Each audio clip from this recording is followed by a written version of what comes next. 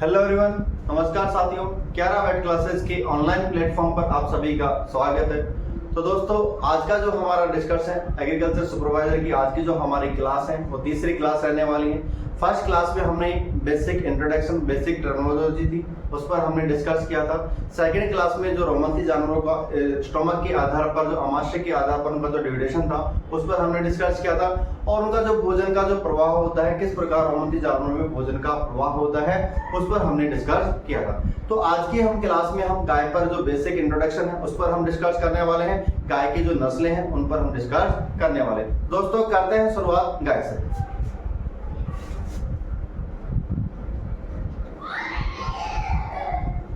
देखिए, गाय की बात करते हैं। गाय कितने प्रकार की होती है? 2 प्रकार की होती है। एक तो हमने कहा सबसे पहले देसी गाय। कौन सी होती है? देसी गाय। और दूसरी कौन सी होती है?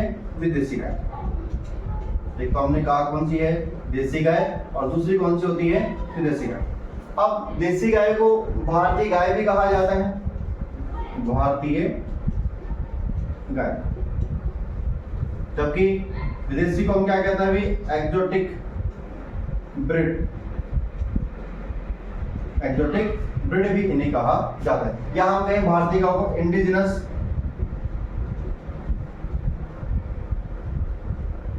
इंडिजिनस काऊ भी इन्हें कहा जाता है।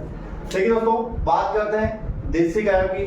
जो देसी गायें होती हैं ये हमारे कहाँ पाई जाती हैं? भारत देश में पाई जाती हैं, इसलिए इन्हें किस नाम से जाना जाता है? देसी गाय कहा जाता है। और विदेशी की बात करें कि भारत से बाहर है, यानी कि हमारे देश से बाहर पाई जाती है, विदेशों में पाई जाती है। विदेशों में नस्लें सारी पाई जाती है, इसलिए हम क्या कहते हैं? विदेशी गाय के नाम से जानते हैं। ठीक है, अब बात करते हैं सबसे पहले देसी गाय कि देसी गायों का साइंटिफिक नेम क्या होता है, या फिर हम कहें जो भारतीय गाय होती है, भारतीय गायों का जो वैज्ञानिक नाम होता है उस पर हम डिस्कस करते हैं। सबसे पहले हम बात करेंगे भारतीय गाय।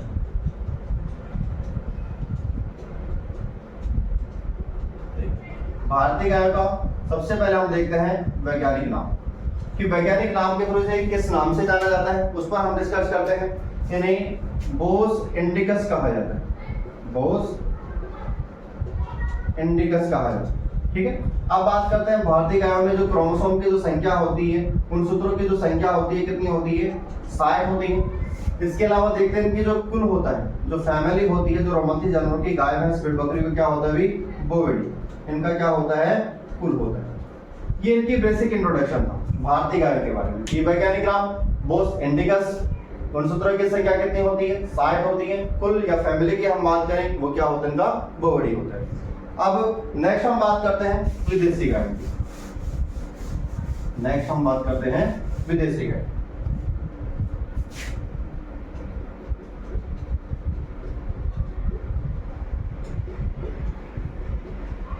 देखो, विदेशी गाय का जो वैज्ञानिक नाम होता है, साइंटिफिक जो नेम होता है वो क्या होता है? बोस टोरस, यानी कि किस नाम से जानते हैं? Bos taurus. गुणसूत्रों की संख्या की बात करते हैं, कितनी होती है? सेम होती है। 60 में क्रोमोसोम की संख्या होती है। कुल की हम बात करते हैं, इनका कुल भी वही होता है, क्या होता है अभी? बोविडी, बोविडी इनका कुल होता है। ठीक है, तो ये तो बात होगी देसी और विदेशी। अब बात करते हैं कि जो यूरोपियन देश है, एक नोट लगा के नोट कर सकते हैं उसे, कि जो यूरोपियन देश है उनमें गाय को किस नाम से जाना जाता है?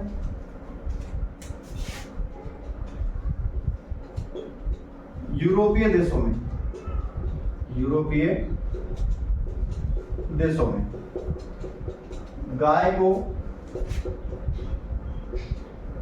जेबू के नाम से जाना जाता है, या जेबू कहा है। या अमेरिकन देशों की हम बात करें, अमेरिकन देशों में इसे टीकप काऊ कहा जाता है, टीकप काऊ के नाम से इन्हें जाना जाता है। तो ये तो बेसिक नॉलेज के लिए था कि यूरोपीय देशों में गाय को जेबू के नाम से जाना जाता है, तो अमेरिकन देशों में इन्हें टीकप काऊ के नाम से जाना जाता है। अब देखते हैं कि जो देसी गाय है और विदेशी गाय है, इनमें यदि हम अंतर देखते हैं कि किस आधार पर हम देसी कहेंगे, किस आधार पर उन्हें विदेशी कहेंगे, इनको हम पहले जो नस्लें हैं देसी और विदेशी को कैसे पहचानेंगे, उन पर हम देखते हैं। सबसे पहले देखते हैं कि कुबड़ क्या है। जो देसी नस्लें होती हैं उनमें कुबड़ क्या होता है, उपस्थित होता है, जबकि विदेशी नस्लों में कुबड़ अनुपस्थित होता है। दूसरा देखते हैं सींग। तो देसी गायें होती हैं उनमें जो सींग होते हैं पूर्ण विकसित होते हैं, जबकि विदेशी में अल्प विकसित होते हैं। तीसरा हम देखते हैं जो गलकम्बल होता है, जो डेवलप होता है, वो देसी में तो पूर्ण विकसित होता है और विदेशी में अल्प विकसित होता है। इन्हें हम नोट कर सकते हैं।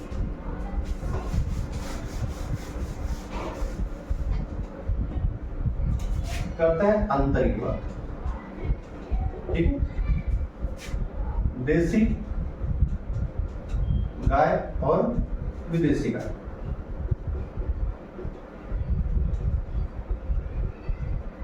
देखिए दोनों में अंतर देखें।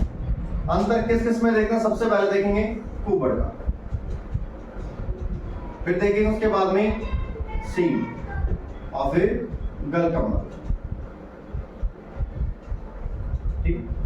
तो सबसे पहले देखते हैं कुबड़। देसी गाय में क्या होता है भाई? उपस्थित होता है, जबकि विदेशी में अनुपस्थित होता है, ठीक है। इसके अलावा सींग को देखते हैं। देसी में क्या होता है भाई? पूर्ण विकसित होते हैं। सींग क्या होता है? पूर्ण विकसित होता है, जबकि विदेशी में अल्प विकसित होते हैं। गलकम्बल की बात करते हैं तो गलकम्बल जो डेवलप होता है क्या होता है? पूर्ण विकसित होता है देसी गाय में, और विदेशी में अल्प विकसित होता है, ठीक है। तो ये तो बात होगी। इस आधार पर हम पहचान सकते हैं कि देसी और विदेशी गाय में अंतर क्या क्या है। किस आधार पर हम पहचान दें? उनके कुबड़, सींग और गलकम्बल के आधार पर हम पहचान कर सकते हैं कि ये देसी गाय है और ये विदेशी गाय है, ठीक है। अब नेक्स्ट हेडिंग हम देखते हैं उपयोगिता के आधार पर, कि उपयोगिता के आधार पर इनका वर्गीकरण। उपयोगिता के आधार पर, उपयोगिता के आधार पर वर्गीकरण। देखिए अब बात करते हैं उपयोगिता के आधार पर कि क्या क्या इनकी उपयोगिता है, उस आधार पर किन किन इनको श्रेणी में डिवाइड किया गया है, उन श्रेणियों की हम बात करते हैं। तो उपयोगिता के आधार पर इनको 3 भागों में या 3 श्रेणियों में डिवाइड किया गया है। तो सबसे पहले हम बात करते हैं, तो सबसे पहले जो श्रेणी है कौन सी आती है? दुधारू नस्लें। कौन सी आती हैं? दुधारू नस्लें, ठीक है। सेकंड की हम बात करें द्विवीद प्रयोजनी नस्लें, द्विवीद प्रयोजनी नस्लें, ठीक है। इसके बाद हम बात करते हैं, तीसरी आती है भारवाहक नस्लें। कौन सी आती हैं? भारवाहक नस्लें। दुधारू नस्लों को मिल्क ब्रीड भी कहा जाता है, मिल्क ब्रीड, ठीक है। इन्हें ड्यूअल प्रपोज,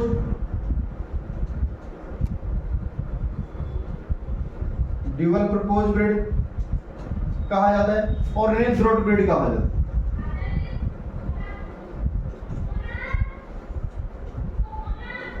ठीक है। अब किस आधार पर इनको कहा जाता है दुधारू नस्लें? इन्हें द्विप्रयोजनी नस्लें कहा जाता है, इन्हें भारवाहक नस्लें कहा जाता है। उन पर हम डिस्कस करते हैं। देखिए दुधारू नस्लों में उन गायों की नस्लों को शामिल किया गया है जो दूध अधिक देती है। द्विप्रयोजनी नस्लों की हम बात करें तो दोनों ही कामों के लिए, जो दूध भी देती हैं और जिनको भारवाहक के रूप में भी काम में लिया जाता है। तीसरा हम देखते हैं भारवाहक की जो नस्लें होती हैं वो दूध का उत्पादन में इनसे कम होता है, लेकिन इनके जो बैल होते हैं कृषि कार्यों के लिए उत्तम और श्रेष्ठ माने जाते हैं, ठीक है। तो इसलिए बात करते हैं कि जो दुधारू नस्लें होती हैं किस कारण से कहा जाता है भी? अधिक दुग्ध उत्पादन के कारण इन्हें इन नस्लों में शामिल किया गया। द्विप्रयोजनी की बात करें भाई, ये क्या करते हैं? दुग्ध भी उत्पादन होता है और इनसे भारवाहक के रूप में भी ये नस्लें काम में ली जाती है। और इनके जो बैल होते हैं, बैल की हम बात करें, भारवाहक नस्लों के बैल कृषि कार्यों के लिए, कृषि कार्यों के लिए श्रेष्ठ माने जाते हैं, श्रेष्ठ माने जाते हैं, ठीक है। इस कारण से इनकी 3 श्रेणियां इनकी उपयोगिता के आधार पर बनाई गई हैं, एक दुधारू, एक द्विप्रयोजनी और दूसरी आती है भारवाहक नस्लें, ठीक है दोस्तों। तो अब सबसे पहले हम बात करेंगे दुधारू नस्लों की।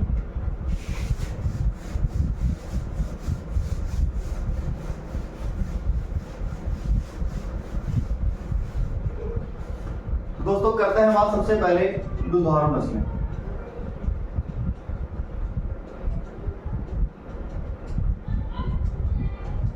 देखिए दुधारू नस्लों की बात करते हैं तो दुधारू नस्लों में कुछ नस्लें शामिल की गई हैं जिनको हम एक सिंपल सी ट्रिक के अकॉर्डिंग याद कर सकते हैं।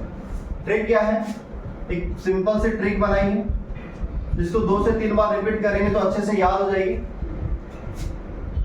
GSRD, ठीक है, सिंपल सी एक ट्रिक बनाई है। क्या है इसको याद करने के लिए? GSRD, ठीक है। तो जी का मतलब क्या होता है भाई? कौन सी नस्ल आती है? जिसे गिर नस्ल।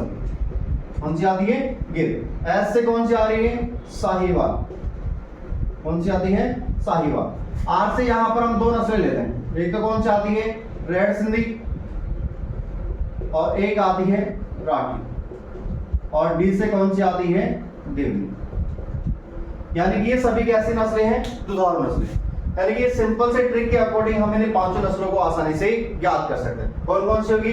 जी से गिर, एस से साहीवाल, आर से राठी या रेड सिंधी, डी से देवनी।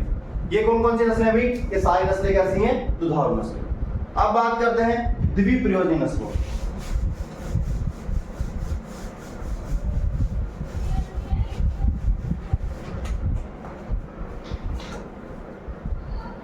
नेक्स्ट हम बात करते हैं द्विप्रयोजनी नस्लें।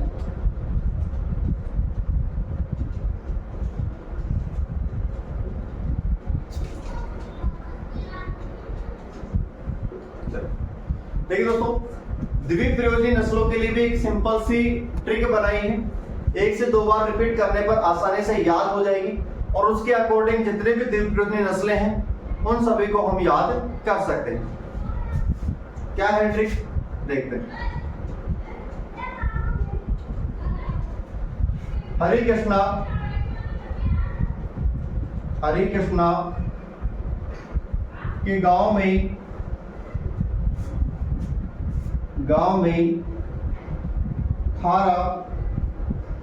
गांव में थारा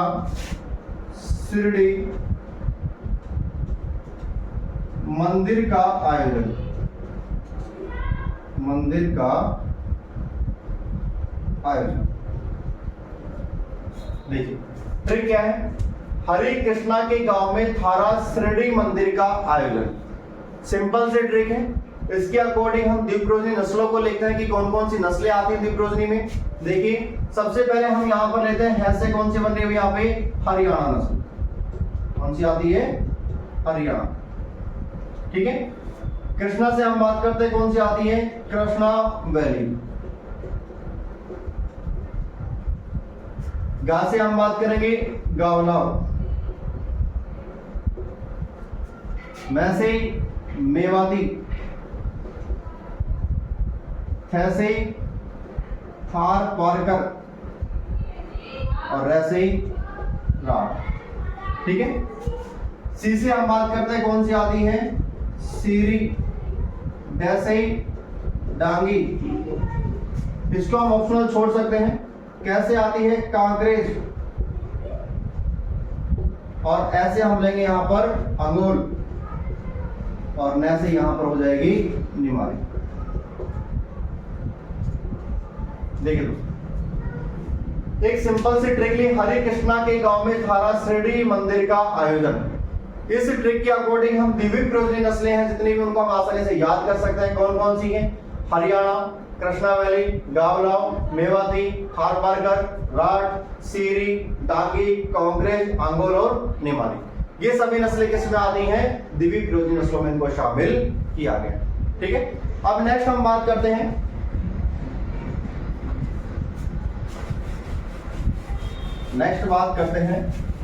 भारवाहक नस्लें।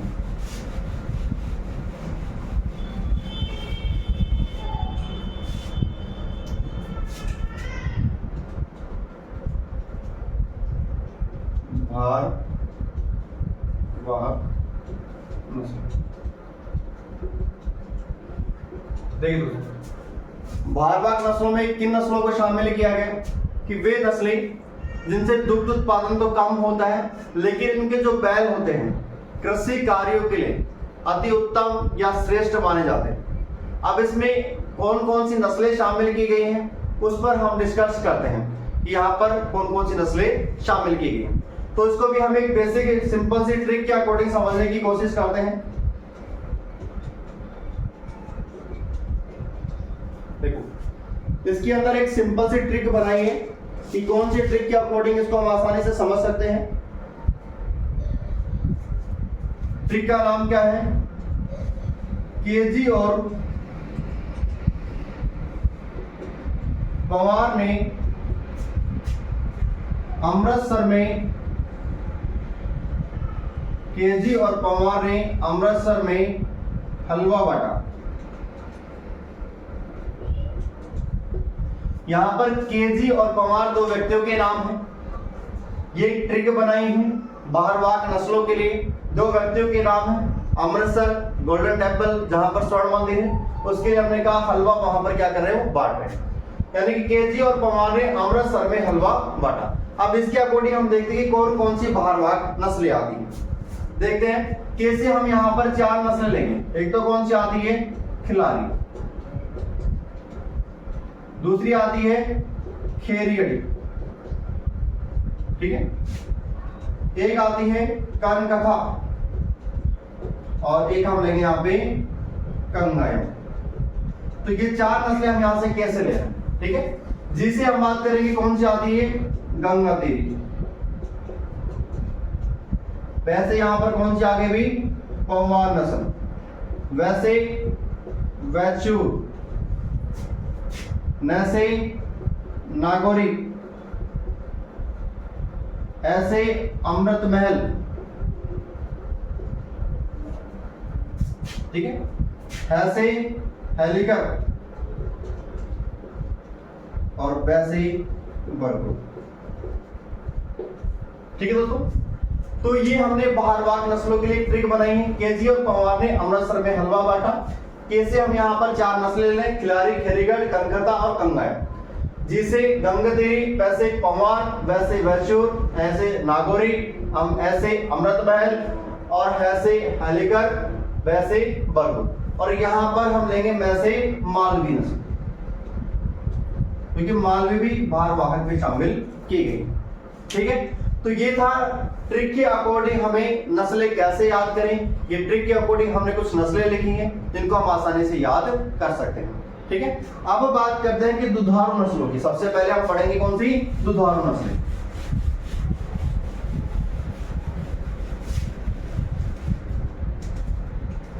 देखिए सबसे पहले हम पढ़ते हैं दुधारू नस्लें।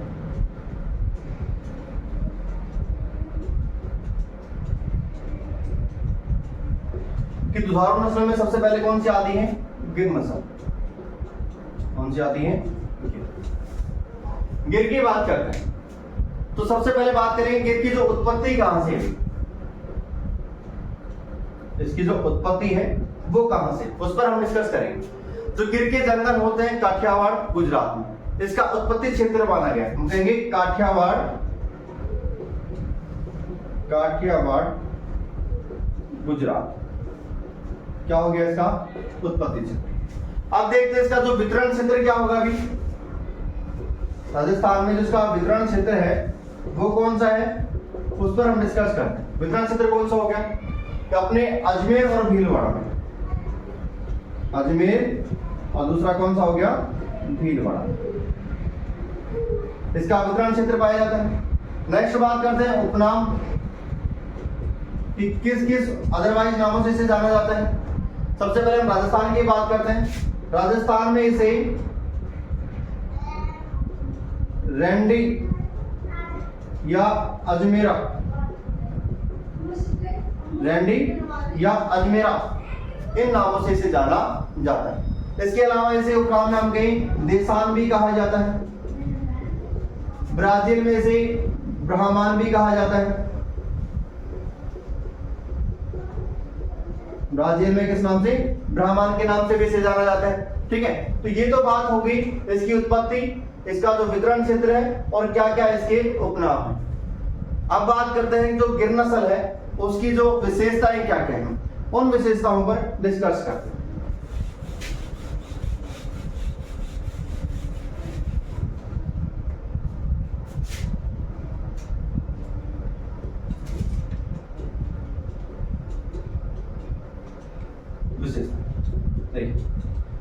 सबसे पहले हम बात करते हैं विशेषताएं क्या क्या है इसकी। इसके कलर की बात करते हैं, रंग की बात करते हैं। रंग कैसा होता है इसका भी, भूरा या चॉकलेटी।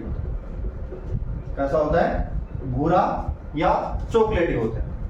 दूसरा हम बात करते हैं सिर की बात करते हैं। इसका सिर कैसा होता है, चौड़ा या हम कहें बड़ा, उभरा हुआ। उभरा हुआ क्या होता है, सिर होता है। ठीक है। पूंछ कैसी होती है, चाबुक नुमा होती है। पूंछ चाबुक नुमा पूंछ होती है। कैसी होती है पूंछ, चाबुक नुमा होती है। ठीक है। सींग की हम बात करते हैं। सींग कैसे होते हैं अभी, अर्धचंद्राकार। अर्धचंद्राकार क्या होते हैं, सींग होते हैं। ठीक है। ये इसकी कुछ विशेषताएं होती है। रंग कैसा होता है, भूरा चॉकलेटी। सिर कैसा होता है, चौड़ा बड़ा उभरा हुआ इसका सिर होता है। चाबुक नुमा पूंछ होती है। अर्धचंद्राकार इसके सींग होते हैं। बात आती है कान की। मुख्य विशेषता है इसकी कान। कान कैसे होते हैं अभी, लंबे व पत्ते नुमा, लटकते हुए। क्या होते हैं, कान होते हैं। लंबे पत्ते नुमा व लटकते हुए इसके क्या होते हैं, कान होते हैं। अब बात करते हैं कि देसी नस्लों की यदि हम बात करें, देसी नस्लों में जब गिर की बात आती है तो सबसे लंबे समय तक दूध देने वाली गाय की नस्ल होती है देसी नस्लों में। यानी कि इसका जो दुग्ध काल होता है सबसे लंबा होता है। तो ये भी किसकी विशेषता है कि देसी गाय की नस्लों में सबसे लंबा दुग्ध काल।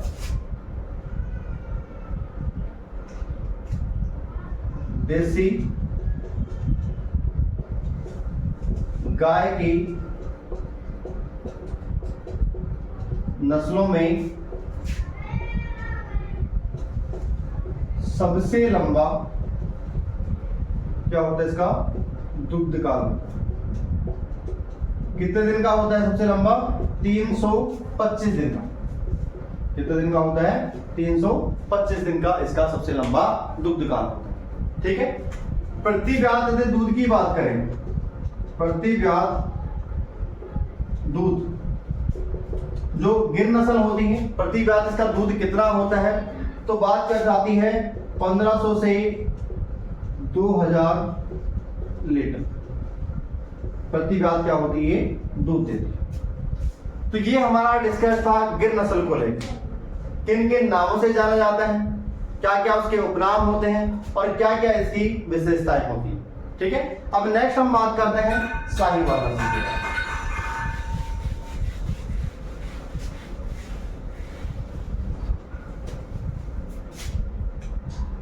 नेक्स्ट दुधारू नस्ल कौन सी आती है, साहिवाल।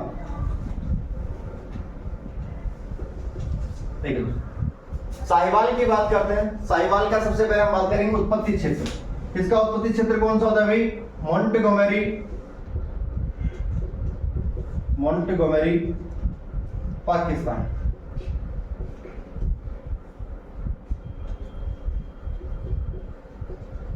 मोंटगोमेरी पाकिस्तान इसका उत्पत्ति क्षेत्र होता है।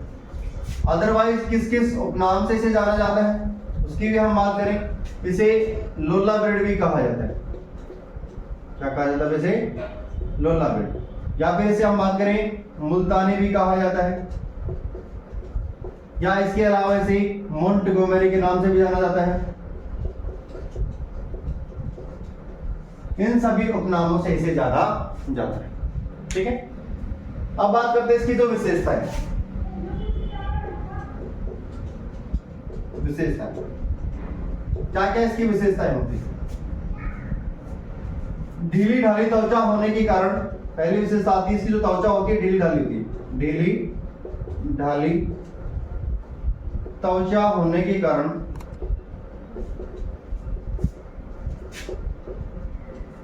इसे लोला ब्रीड कहा जाता है। इसे लोला ब्रीड कहा जाता है। ठीक है। यानी कि इसकी जो त्वचा होती है कैसी होती है, ढीली ढाली त्वचा होने के कारण इसे क्या कहा जाता है भाई, लोला ब्रीड कहा जाता है। नेक्स्ट हम देखते हैं डेवलप, यहां हम कहें गल कम्बल, क्या होता है, पूर्ण विकसित होता है। डेवलप इसका कैसा होता है भाई, पूर्ण विकसित होता है। ठीक है, नेक्स्ट हम बात करते हैं और क्या विशेषताएं होती हैं। देसी गायों में, देसी गायों में, देसी गायों में सबसे अधिक दूध देने वाली, दूध देने वाली गाय की नस्ल, गाय की नस्ल कौन सी होती है, साहिवाल। यानी कि जो देसी गाय होती हैं उनमें सबसे अधिक जो दूध देने वाली जो गाय की नस्ल होती है कौन सी होती है, साहिवाल। यदि इसके प्रति लैक्टेशन हम ब्याज की हम बात करें तो कितना दूध देती है प्रति ब्याज, दूध की हम बात करें प्रति ब्याज 2000 से 2500 लीटर प्रति ब्याज इसका क्या होता है, दुग्ध उत्पादन होता है। ठीक है, अब देखते हैं नेक्स्ट दुधारू नस्ल कौन सी आती है, रेड सिंधी।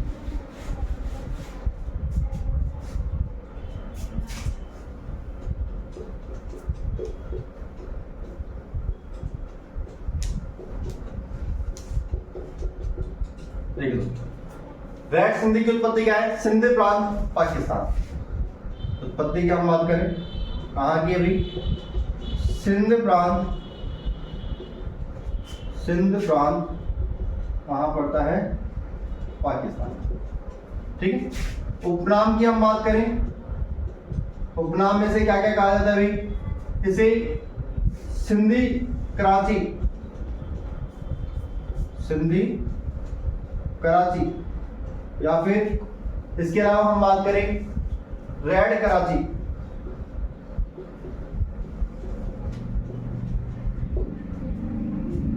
इन उपनामों से इसे जाना जाता है। इसकी जो विशेषताओं की हम बात करें, इसकी जो क्या विशेषताएं होती हैं, देखिए इसकी कोई ज्यादा खास विशेषता नहीं होती है, लेकिन फिर भी हम बात करें तो रेड सिंधी में जो इसका दूध होता है, या देसी गाय में जो रेड सिंधी होती है, इसके दूध में जो वसा की जो प्रतिशत होती है वो सबसे अधिक होती है। तो ये हम कह सकते हैं दूध में सर्वाधिक वसा प्रतिशत वाली गाय, दूध में सर्वाधिक वसा प्रतिशत वाली गाय कौन सी होती है, रेड सिंधी होती है। और इसके अलावा हम बात करें इस नस्ल के जो गाय हैं वो थोड़ी चतुर स्वभाव की होती हैं, होशियार स्वभाव की होती हैं। तो ये था रेड सिंधी को लेकर। नेक्स्ट हम बात करते हैं राठी। नेक्स्ट आती है दुधारू नस्लों में राठी नस्ल।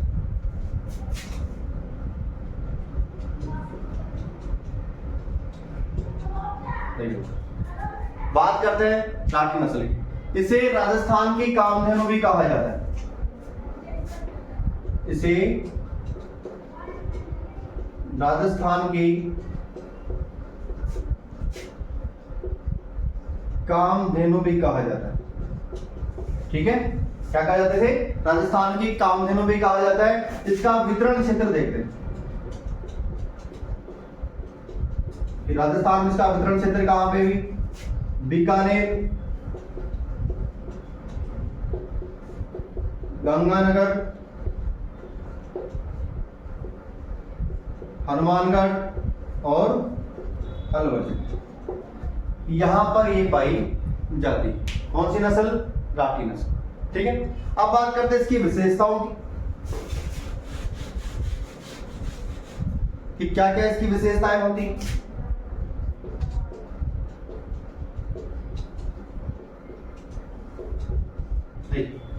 विशेषताओं में सबसे पहले हम कहेंगे त्रिसंकरण क्रॉस से मिलकर बनी, त्रिसंकर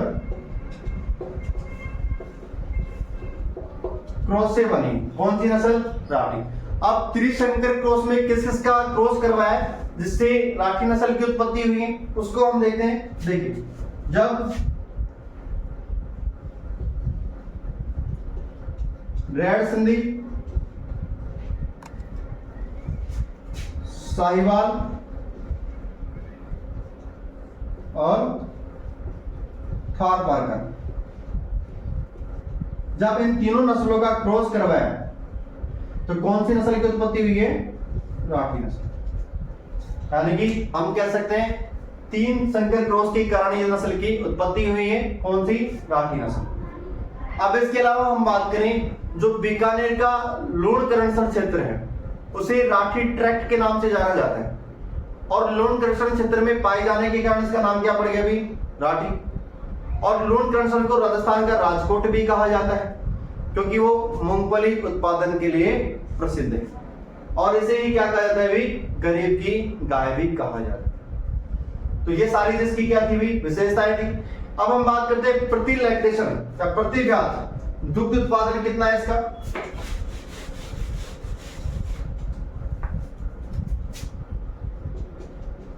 प्रति व्याध दुग्ध उत्पादन कितना है? 1200 से 1600 लीटर क्या होता है इसका? प्रति व्याध दुग्ध उत्पादन होता है। तो दोस्तों ये तो था, हमने बात की है दुधारू नस्लों को लेके कि दुधारू नस्लों में कौन कौन सी नस्लें शामिल की गई हैं, उनको हमने विस्तार से अध्ययन किया है, विस्तार से देखा है।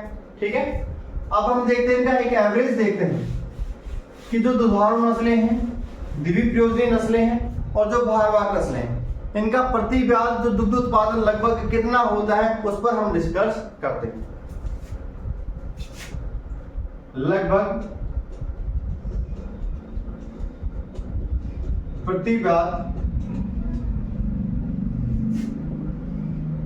दुग्ध उत्पादन। देखिए एक साइड में हमने लिखा है यहां पे दुधारू नस्लें, ठीक है। दूसरी साइड में लिखते हैं यहां पे द्विप्रयोजनी नस्लें, द्विप्रयोजनी नस्ल। ठीक है, एक हम बात करते हैं भारवाहक नस्ल। इनका एक लगभग क्राइटेरिया देखते हैं।